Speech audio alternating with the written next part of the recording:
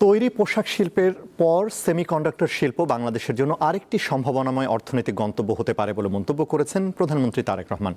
রাজধানীতে 2 দিনব্যাপী সেমিকন্ডাক্টর জাতীয় সম্মেলনের উদ্বোধন শেষে তিনি বলেন, 2030 সালের মধ্যে বাংলাদেশ সেমিকন্ডাক্টর শিল্প থেকে রপ্তানি আয়ের লক্ষ্যমাত্রা পূরণে সক্ষম হবে। আধুনিক প্রযুক্তির হৃৎপিণ্ড হিসেবে পরিচিত সেমিকন্ডাক্টর শিল্প এমন একটি প্রযুক্তি খাত যেখানে মোবাইল ফোন, কম্পিউটার, গাড়ি ও অন্যান্য ইলেকট্রনিক যন্ত্রে ব্যবহৃত মাইক্রোচিপ বা ইন্টিগ্রেটেড সার্কিট তৈরি করা হয়। শনিবার সকালে রাজধানীর নব থিয়েটারে ন্যাশনাল সেমিকন্ডাক্টর সিম্পোজিয়াম ও বিয়ার সামিট 2026-এর উদ্বোধন করেন প্রধানমন্ত্রী তারেক রহমান। বিজ্ঞান ও প্রযুক্তি মন্ত্রণালয় এবং বাংলাদেশ সেমিকন্ডাক্টর ইন্ডাস্ট্রি অ্যাসোসিয়েশন যৌথ উদ্যোগে 2 দিনব্যাপী এই সম্মেলনের আয়োজন করেছে। সম্মেলনকে আগামীর প্রযুক্তি নির্ভর বাংলাদেশ বিনির্মাণের কারিগরদের মিলন মেলা হিসেবে অভিহিত করেন প্রধানমন্ত্রী। বলেন, বিশ্ব সেমিকন্ডাক্টর বাজার দ্রুত বৃদ্ধি পাচ্ছে।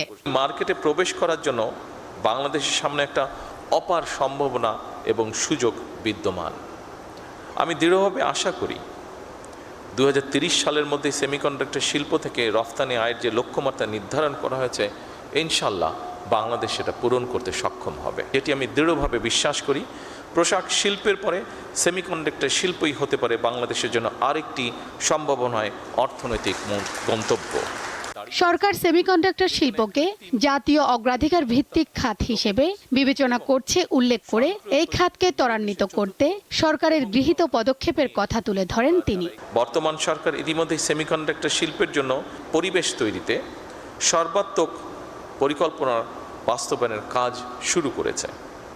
বিনিয়োগ বান্ধব নীতি, কর সুবিধা, বন্ডের সুবিধা প্রদান এবং বিশেষায়িত অবকাঠামো নিশ্চিত করতে সরকার প্রতিনিয়ত চেষ্টা করছে কাজ করার জন্য। বিদ্যমান যে সকল হাইটেক পার্ক আছে, এগুলোকে আধুনিকরণের পাশাপাশি একটি বায়োটেক পার্ক নির্মাণেরও পরিকল্পনা আমরা করছি। এই সম্মেলনের মাধ্যমে গবেষণা উদ্যোগ, বিনিয়োগের সুযোগ এবং উদ্ভাবনী চিন্তার জন্ম হবে, যা দেশের প্রযুক্তি খাতকে আরও এক ধাপ এগিয়ে নেবে বলে আশা প্রকাশ করেন সরকার প্রধান।